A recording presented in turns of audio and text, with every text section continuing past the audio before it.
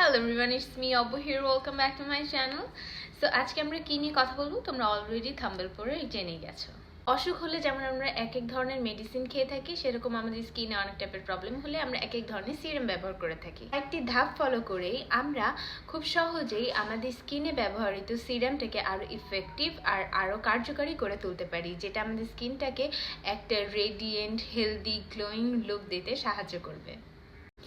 প্রথমে স্কিনটাকে ভালো করে ওয়াশ করে নিতে হবে ফেস ওয়াশ দিয়ে, যাতে স্কিনে কোনো ধরনের কোনো ময়লা না থাকে।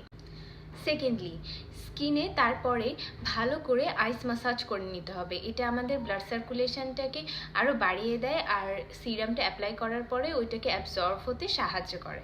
কোনো ধরনের ফেশিয়াল হেয়ার না থাকলে এটা আরও দ্রুত স্কিনে অ্যাবজর্ব হয় আর এটার ইফেক্টিভনেস আরও দ্বিগুণ পরিমাণ বেড়ে যায়। ভালো করে ফেস ওয়াশ দিয়ে ওয়াশ করে নেওয়ার পরে কখনোই ফেসটাকে পুরোপুরি ড্রাই হতে দেওয়া যাবে না।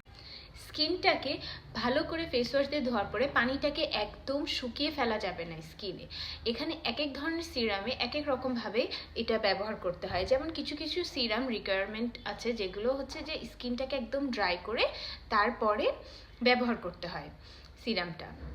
আরেক ধরনের সিরাম আছে যেটা ইন জেনারেল সবাই ইউজ করতে পারে, সেটা হচ্ছে স্কিনে হালকা করে প্যাড ড্রাই করার পরে ত্বকটা হালকা ভেজা ভেজা বা এক্ষুনি ভেজার পর যে ময়েশ্চারটা আছে সেটা থাকা অবস্থায় স্কিনে সিরামটা অ্যাপ্লাই করে সিরামটা ত্বকের আরও গভীরে যাবে এবং এটার কার্যকারিতা অনেক গুণ পরিমাণ বেড়ে যাবে।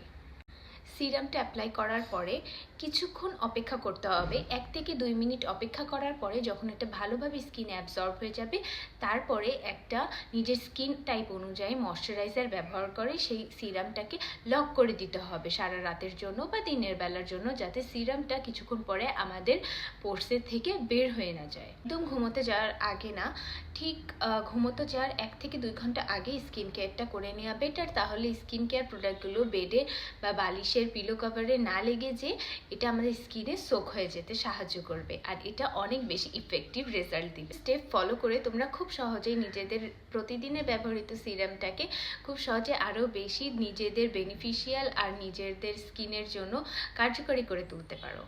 আর এছাড়াও হেয়ার ফল প্রবলেম বা অ্যাকনি প্রবলেম এই রিলেটেড অনেক ভিডিও তোমরা আমার ইউটিউব চ্যানেলে পেয়ে যাবা। সো তোমাদের যদি কারো কোনো ধরনের প্রবলেম থাকে বা কোনো হেল্প প্রয়োজন হয় তাহলে তোমরা চাইলে আমার ভিডিওগুলো দেখতে পারো।